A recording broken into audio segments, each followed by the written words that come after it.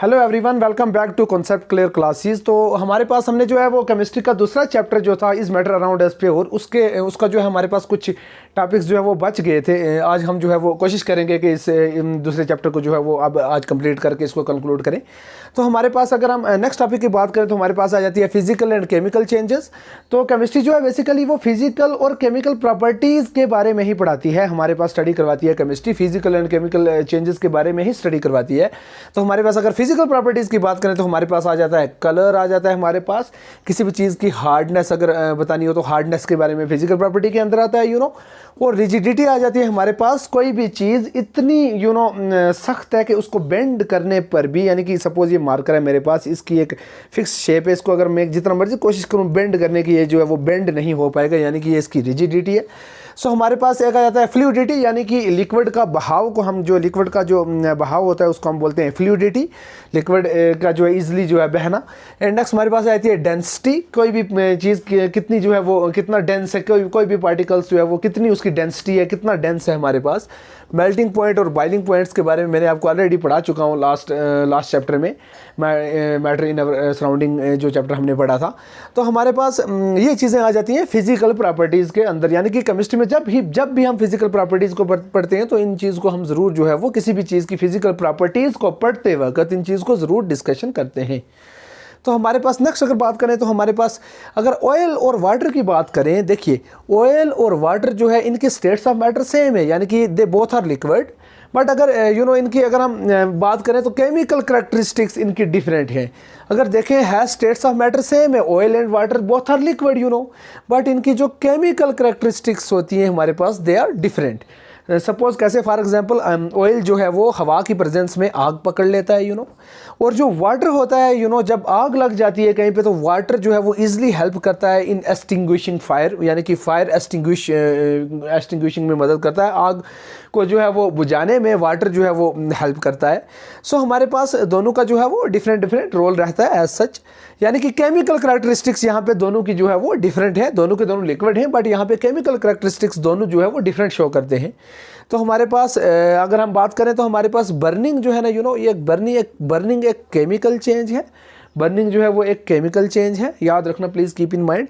Chemical change होती क्या है केमिकल चेंज वो वाली चेंज होती है जो हमारे पास चेंज लाती है किसमें, केमिकल प्रॉपर्टीज़। किसकी केमिकल प्रॉपर्टीज़, मैटर की केमिकल प्रॉपर्टीज़ के अंदर जो चेंज लाती है उसको हम कहते हैं केमिकल चेंज। और केमिकल चेंज को हम केमिकल रिएक्शन के नाम से भी जानते हैं।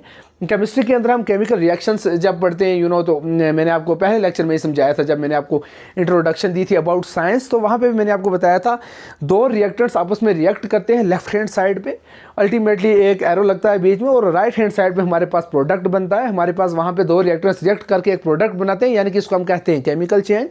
सपोज हम यहाँ पे एक एग्जांपल ले लेते हैं एक एग्जांपल लेते हैं। Suppose let us take an example. हमारे पास सोडियम को हमने जो है, सोडियम एक एलिमेंट है, इसको हमने क्लोरीन एक अनदर एलिमेंट है हमारे पास, सोडियम और क्लोरीन को आपस में हमने जब मिक्स किया, ये लेफ्ट हैंड साइड पे तो इनको हमने जब मिक्स किया तो ये लेफ्ट हैंड साइड्स के इनको हम कहते हैं, लेफ्ट हैंड साइड्स को वाले जो हमारे पास होते हैं इनको हम कहते हैं रिएक्टेंट्स। इन सोडियम और क्लोरीन को जब हम मिक्स करते हैं सोडियम एंड क्लोरीन को जब हम मिक्स करते हैं तो हमारे पास प्रोडक्ट बनता है सोडियम क्लोराइड, यानी कि ये हमारे पास राइट हैंड साइड पे जो है वो प्रोडक्ट बन रहा है। तो हमारे पास सोडियम और क्लोरीन आपस में रिएक्ट किए, उसने बनाया सोडियम क्लोराइड। तो यहाँ पे जो चेंज आई इस चीज़ को हम बोलते हैं केमिकल चेंज, और इस पूरी चीज़ को हम बोलेंगे, ये जो यहाँ से लेकर यहाँ तक, इसको हम बोलते हैं केमिकल रिएक्शन। यानी कि यहाँ पे केमिकल चेंज आ कि मिक्सअप होकर सोडियम और क्लोरीन दो डिफरेंट एलिमेंट्स आपस में मिक्स हुए, बनाया गया हमारे पास सोडियम क्लोराइड। तो हमारे पास साल्ट बना सोडियम क्लोराइड, तो हमारे पास केमिकल चेंज आई यहाँ पे, यानी कि इसी चीज़ को हम कहते हैं केमिकल रिएक्शन। हम जो है अब हम बात करेंगे टाइप्स ऑफ प्योर सब्सटेंसेस की। तो हमारे पास अगर प्योर सब्सटेंसेस की बात करें तो on the basis of their chemical properties जो सब्सटेंसेस होते हैं इनको हम क्लासीफाई करते हैं या एलिमेंट्स की फॉर्म में या कंपाउंड्स की फॉर्म में। तो सबसे पहले हम जो है वो डिस्कशन करेंगे अबाउट एलिमेंट। रॉबर्ट बॉयल एक ऐसे साइंटिस्ट थे जिन्होंने एक टर्म यूज़ की, उसका नाम है एलिमेंट, ठीक है ना। रॉबर्ट बॉयल ने for the first time term use की एलिमेंट इन 1661 में। और एक और साइंटिस्ट हमारे पास later on after due course of time, after some duration एक और साइंटिस्ट है हमारे पास, Antoine Laurent Lavoisier. Antoine Laurent Lavoisier ने हमारे पास 1743 टू 1904 इनका जो है ये टाइम इसमें ये बताया हुआ है। तो 1743 में एंटोइन लॉरेंट लेवोइजियर ने हमारे पास एक फ्रेंच केमिस्ट थे, वो एक फ्रेंच केमिस्ट थे। उन्होंने हमारे पास बेसिकली डेफिनेशन दी, किसकी, एलिमेंट की डेफिनेशन दी। तो basically what are elements, let us come to know.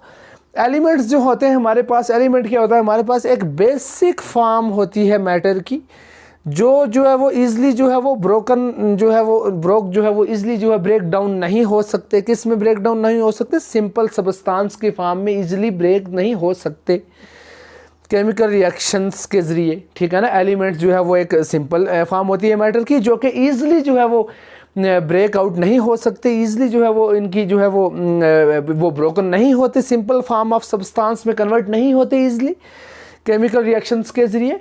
तो अगर हम बात करें तो हमारे पास पूरे पीरियोडिक टेबल में आज के दौर में हमारे पास टोटल 118 एलिमेंट्स हैं।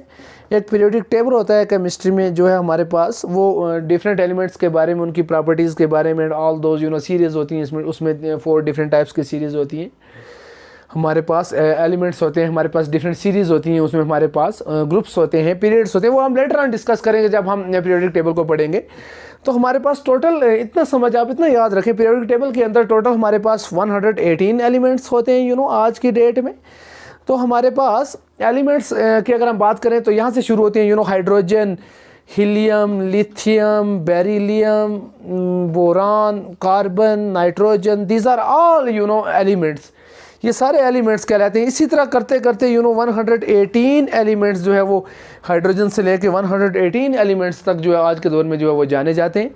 तो एलिमेंट्स की अगर हम बात करें तो अगर कार्बन है तो कार्बन को आप ब्रेक डाउन करके जो है वो सिंपल सबस्टांस में क्या ही कन्वर्ट करोगे, कार्बन को हम सिंपली ब्रेक डाउन करके सिंपल सबस्टांस में कन्वर्ट नहीं कर सकते ईजिली लेकिन अगर हम कार्बन को किसी और एलिमेंट के साथ जोड़ें हमारे पास, तो हमारे पास रिएक्ट करके हमारे पास वो प्रोडक्ट बनाते हैं और वो कंपाउंड की फॉर्म में जो है लार्ज फॉर्म में बन जाता है।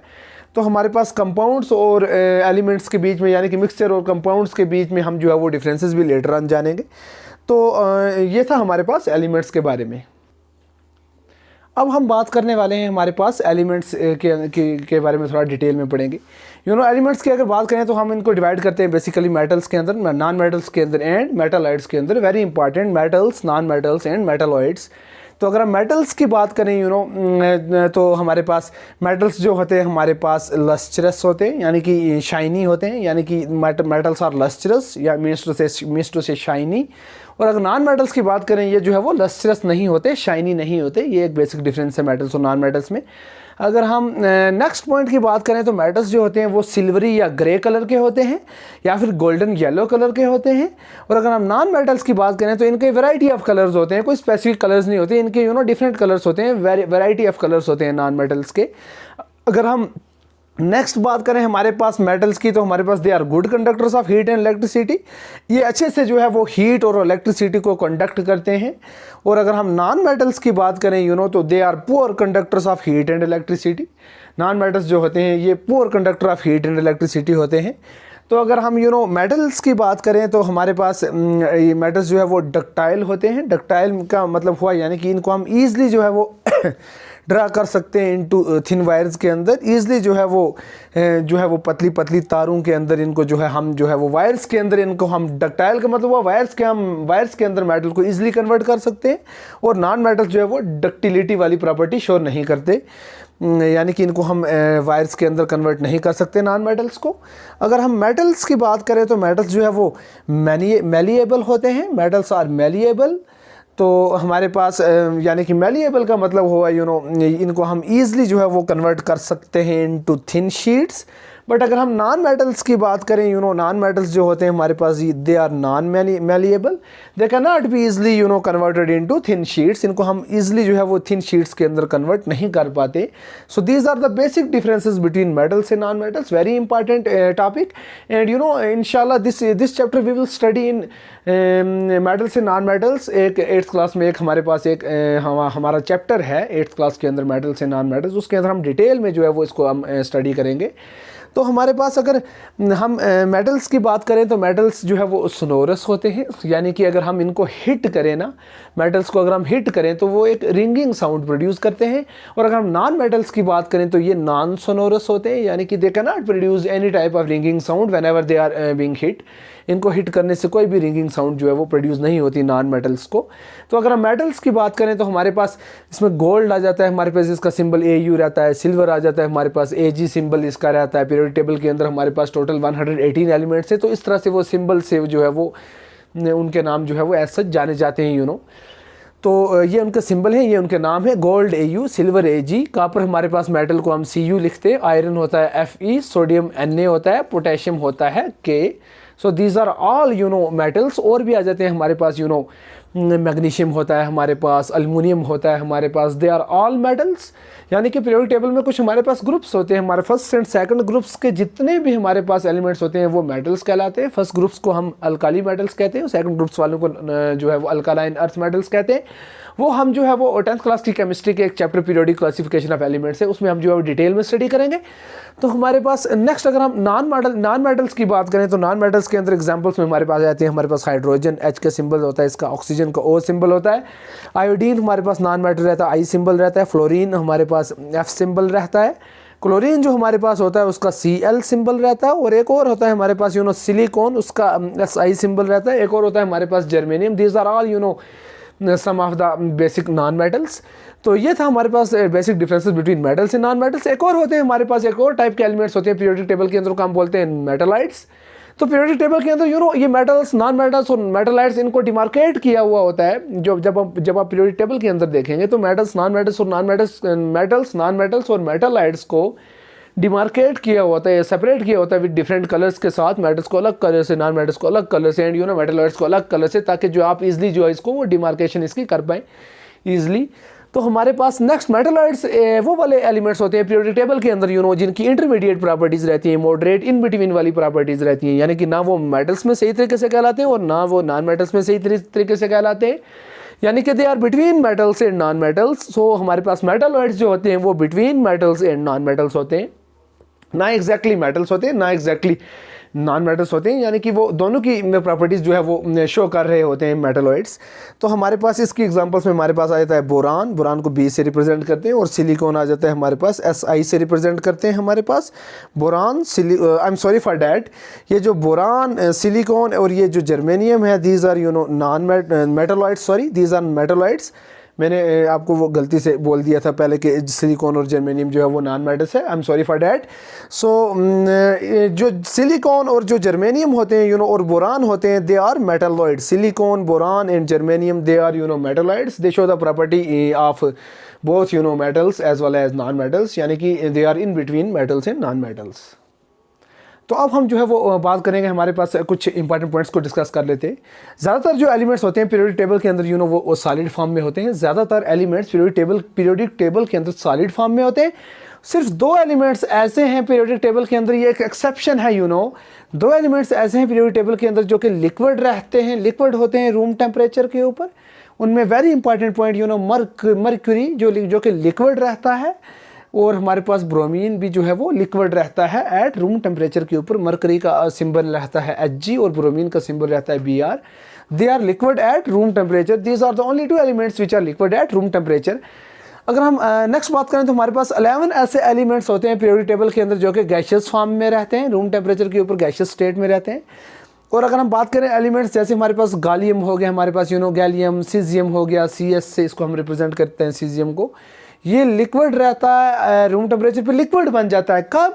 जब हम स्लाइटली जो है रूम टेम्परेचर से थोड़ा सा जो है वो अबव टेम्परेचर को थोड़ा सा इंक्रीज़ करेंगे, थोड़ा सा रूम टेम्परेचर की से जो है वो टेम्परेचर को थोड़ा इंक्रीज़ करेंगे, तो हमारे पास यानी कि 303 केल्विन के ऊपर गैलियम और सीजियम ये जो है वो लिक्विड बन जाते हैं। जब हम स्लाइटली थोड़ा सा टेम्परेचर इंक्रीज़ करेंगे, कौन से टेम्परेचर से? रूम टेम्परेचर से थोड़ा सा टेम्परेचर जो है रूम टेम्परेचर से ऊपर करेंगे, 303 केल्विन के ऊपर गैलियम और सीजियम जो हमारे पास वो लिक्विड बन जाते हैं। Next last and not the least ये हमारे पास ये एक टॉपिक आ रहा है हमारे पास differences between mixtures and compounds. तो तो अगर हम बात करें तो हमारे पास मिक्सचर और कंपाउंड्स के बारे में हम जो है वो कुछ इंपॉर्टेंट डिफरेंसेस जानते हैं। Let us come to know.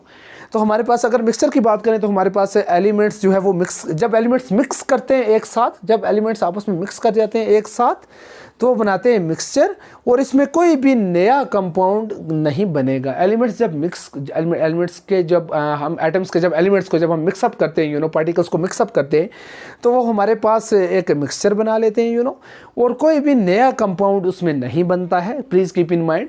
तो जब हम बात करें कंपाउंड्स की, तो जब एलिमेंट्स आपस में रिएक्ट करते हैं, रिएक्शन मैंने अभी आपको समझाया था, केमिकल रिएक्शंस में एलिमेंट्स आपस में रिएक्ट करते हैं और वो क्या बनाते हैं, कंपाउंड्स बनाते हैं।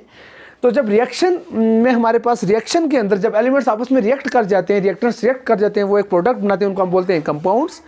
लेकिन जब एलिमेंट्स आपस में मिक्सअप कर जाते हैं, एटम्स के जो हमारे पास एटम्स के यानी कि जो एलिमेंट्स होते हैं जब वो आपस में मिक्सअप कर जाते हैं उनके कॉन्स्टिट्यूएंट पार्टिकल्स, तो वो हमारे पास जो है वो एक मिक्सचर बनाते हैं, यानी कि वहाँ पे कोई भी कंपाउंड नहीं बनता है। Please keep in mind, mixture में कंपाउंड नहीं बनता है। और कंपाउंड की बात करें तो रिएक्शंस के अंदर, केमिकल रिएक्शंस के अंदर एलिमेंट्स रिएक्ट करके कंपाउंड बना देते हैं। यहाँ पे जो है मिक्सचर की अगर बात करें दूसरे पॉइंट, तो हमारे पास इसमें वेरिएबल कंपोजिशन रहती है, यानी कि डिफरेंट वैराइटीज़ ऑफ हमारे पास पार्टिकल्स रहते हैं। कंपोजिशन जो है वो डिफरेंट टाइप की होती है। यानी कि फॉर एग्जांपल अगर मैंने आपको समझाया था अगर आप मिल्क की एग्जांपल ले लें, पहले लेक्चर में इस चैप्टर के समझाया था, मिल्क की एग्जांपल ले लें। Milk is the mixture of fat plus water plus protein. Milk जो है फैट और वाटर और प्रोटीन से मिलकर बनता है। तो यहाँ पे डिफरेंट कंपोजिशन रहती है मिक्सचर के अंदर। तो अगर हम कंपाउंड्स की बात करें तो हमारे पास जो भी आपके पास नया सब्सटेंस बनेगा, प्लीज़ कीप इन माइंड, जो भी नया सब्सटेंस बनेगा उसकी जो है हमारे पास कंपोजिशन फिक्स्ड रहती है। Please keep in mind, this is very important point.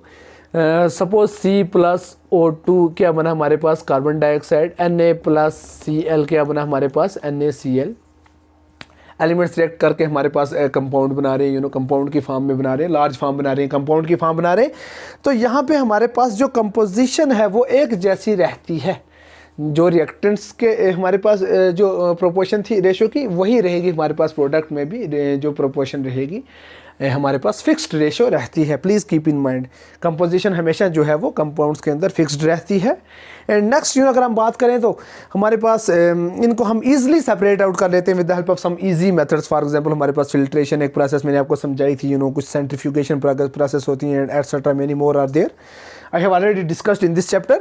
तो हम इनको जो है वो ईजिली जो है मिक्सचर को सेपरेट आउट कर लेते हैं हमारे पास।